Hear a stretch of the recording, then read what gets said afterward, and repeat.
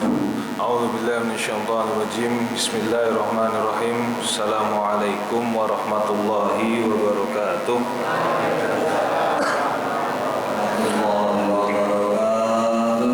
Ya Rabbi bil Mustafa balligh maqasidana waghfir lana ma madha ya wasi'al karami.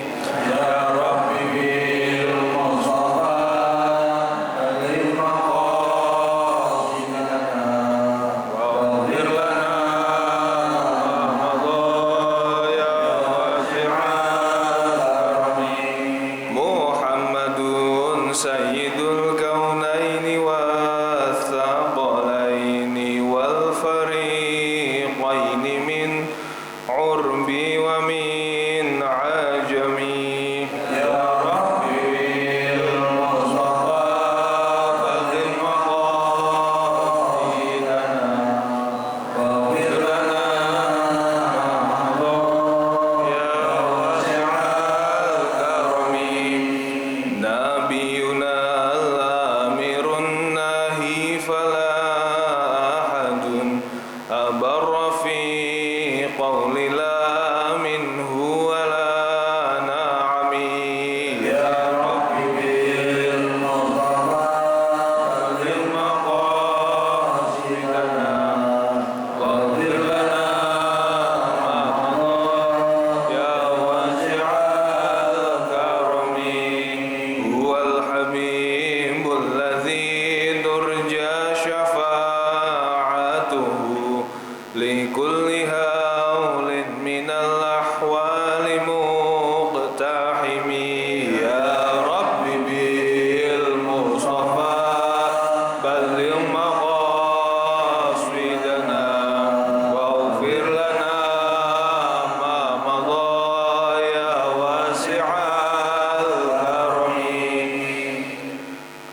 Alhamdulillahirabbil alamin wa bihi nasta'in ala umurid dunya waddin wassalatu wassalamu ala asyrafil anbiya'i wal mursalin sayyidina wa maulana Muhammadin wa ala alihi wa sahbihi ajma'in, amma ba'du.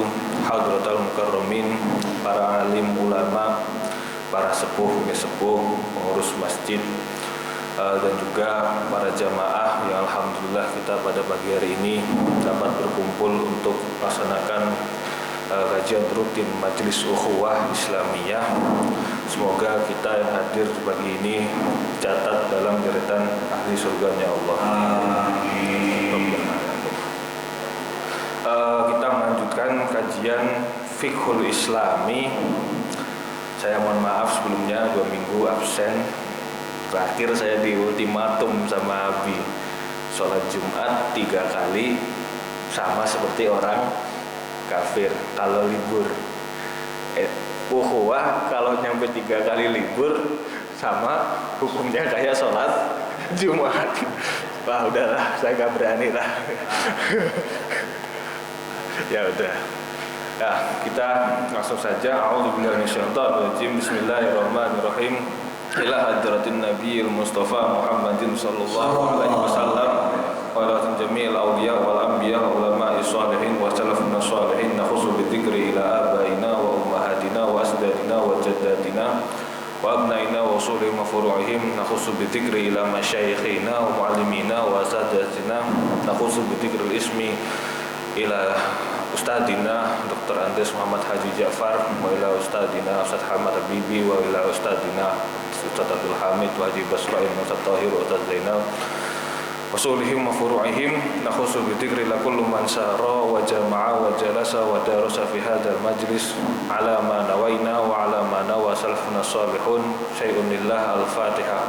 A'udzu billahi minasyaitonir rajim. Bismillahirrahmanirrahim.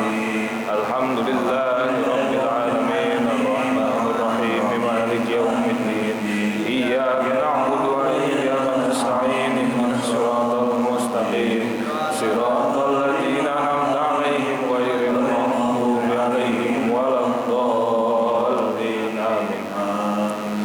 Bismillahirrahmanirrahim. Qala al-musannif rahimahullah wa nafa'ana bihi wa bi tayammumi fid dharaini amin. Kita sampai ke tata cara mensucikan menurut mazhab Hanabilah, menurut mazhab Hambali. Wal mutahhiratu indal Hanabilah, dan perkara-perkara yang dapat mensucikan najis hadas menurut mazhab Hambali kasyafi'iyah, dia menyerupai atau sama seperti mazhab Syafi'i ghaliban, secara umumnya. Pada dasarnya mazhab Hambali itu hampir-hampir sama dengan mazhab Syafi'i, tiada lain karena memang Imam Syafi'i dan Imam Hambali itu punya hubungan khusus ya. Jadi wajar kalau punya kesamaan. Illa fit dibahi, kecuali dalam masalah samak mensamak. Kalau di mazhab kita Syafi'i, samak itu menyamak bangkai, menyamak kulit masih boleh dan bisa dianggap suci. Tapi kalau menurut mazhab Hambali, fa innahu ghairu mutahhirun indahum, tidak dapat mensucikan. Wahia al-ma'u, apa saja perkara-perkara yang digunakan oleh mazhab Hambali untuk mensucikan. Al-ma'u, yang pertama adalah air, wa turabu, kemudian debu, wa mislahu, dan semacamnya. Al-istinja'u bil ahjari, sama, yaitu beristinja menggunakan batu, wa takhallul, begitu juga dengan cuka. Fatathuru al-ardu, ini nanti pembahasannya ya sekedar kesimpulan-kesimpulan saja.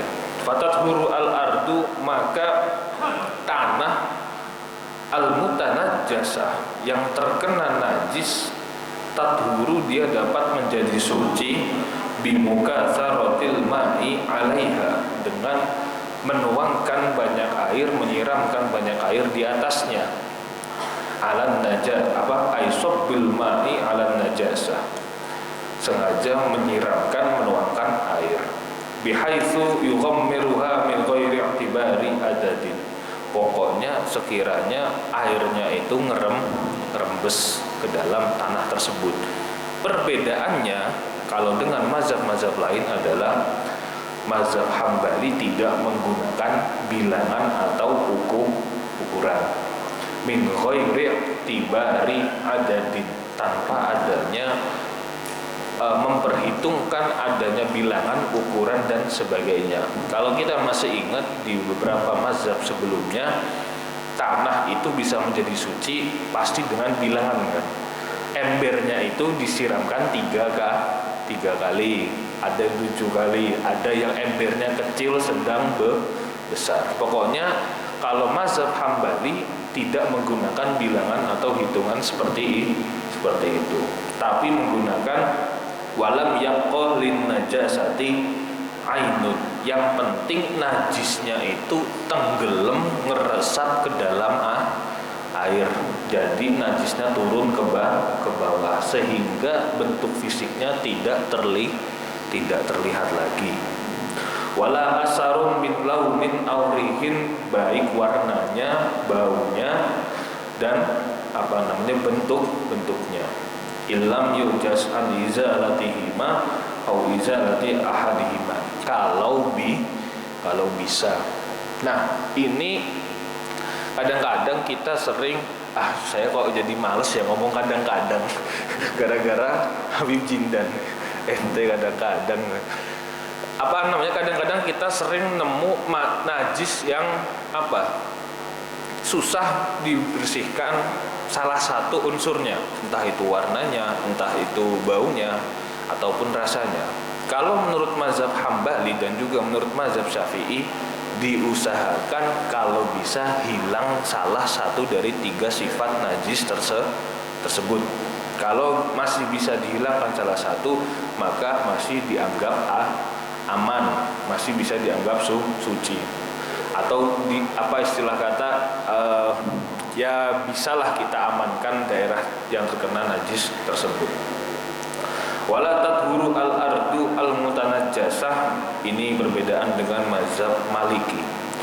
Wala tathuru al-ardu, sementara tanah ataupun ya bumi yang terkena najis itu tidak bisa menjadi suci bisyamsin wala rihin, baik dengan cara dipanaskan ataupun ditiup. Kalau di mazhab Maliki Hanafi bisa. Jadi najisnya biar kering dengan sendirinya, atau najisnya berpindah karena ditiup angin dengan sendirinya. Prakteknya kalau di kehidupan keseharian berarti misal ada najis udah kita siram, kemudian kalau orang kan biasanya udahlah nanti biar kering sendiri. Nah ini kalau di mazhab Syafi'i dan Hambali sebenarnya itu tidak menjadi suci. Hal-hal seperti ini tidak bisa menjadi suci, harus dibuang seluruhnya. Jadi harus diserok sampai keluar. Wala jifafin, dan begitu juga wala jifafin dengan sebab kering. Nah tadi li'annahu sallallahu alaihi wasallam, dikarenakan Nabi sendiri bersabda amaro bi ghusli baulil a'rabi, kencingnya orang Baduy itu yang secara logika bisa kering dengan sendirinya masih harus disirami dengan air. Walau kana dzalika yathuru,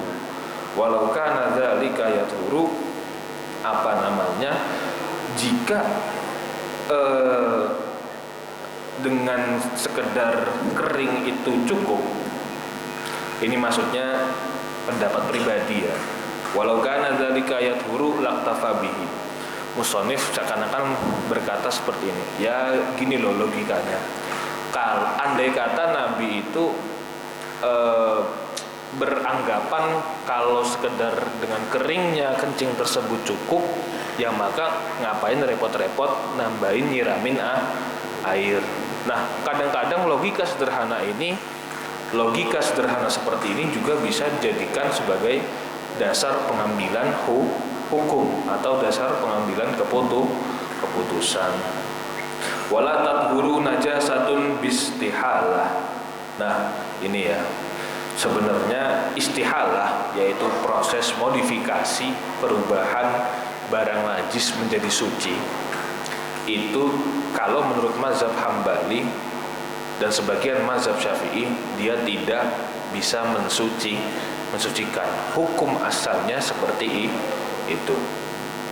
Falau ahraqas sarjaini an-najasa, maka seandainya ada baja yang terkena najis kemudian dibakar, ahraqa uhriqa fasara ramadan, kemudian dia menjadi abu, awwaqa'a kalban, atau andai kata ada seekor anjing, binatang apapun yang najis,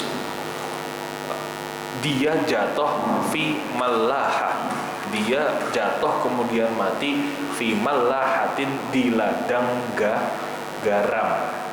Mallaha bentuk isim makan dari ladang garam. Fasoro milhan, kemudian anjing dan bangkai hewan tersebut ikut menjadi garam cap tahulah. Kemudian lam tathur, seperti ini perubahan-perubahan seperti tadi, baja menjadi serpihan abu, kalau dunia modern serbuk mesiu, tahu kan, sebagai bahan ledakan, atau anjing yang tercampur, hewan yang tercampur di ladang garam kemudian menjadi garam, lam tathur, maka dia tidak suci, statusnya tidak suci. Kenapa? Li'annahu sallallahu alaihi wasallam naha an aklil jallalah wa albaniha, karena Rasulullah itu melarang, ini jalalah istilah sendiri ya, melarang untuk memakan hewan jalalah yang memakan najis, melarang kita untuk memakan hewan yang mengkonsumsi barang yang najis. Kalau menggunakan dasar hadis ini, makan lele berarti haram, karena lele makan najis. Wa albaniha, begitu juga dengan susunya atau produk komoditi yang dikeluarkan dari hewan tersebut. liaklihan najasah, ya karena dia sudah makan najis. Walau toharat bil istihalah lam yunha anhu. Walau toharat bil istihalah, andai kata sama seperti di atas, andai kata hewan tadi bisa menjadi suci dengan istihalah, yaitu dengan proses modifikasi yang asalnya najis menjadi suci, lam yunha anhu, maka Rasulullah sudah pasti tidak akan melarangnya. Andai kata lele sengaja disucikan dengan cara dijadiin abon, kan ada sekarang abon lele atau itu loh, rendang lele dan sebagainya, maka Rasulullah tidak akan melarangnya. Ini nanti cara memutuskan hukum seperti ini ada dua. Kan tadi di hadis ini kan menunjukkan bahwasanya aklul jalalah haramun, memakan hewan yang memakan najis haram. Masalahnya hewan yang memakan najis itu kan ada, nggak bisa disamaratakan. Gini, ada yang memakan najisnya cuman sekali belum tentu dia makan najis sebagai makanan pokok.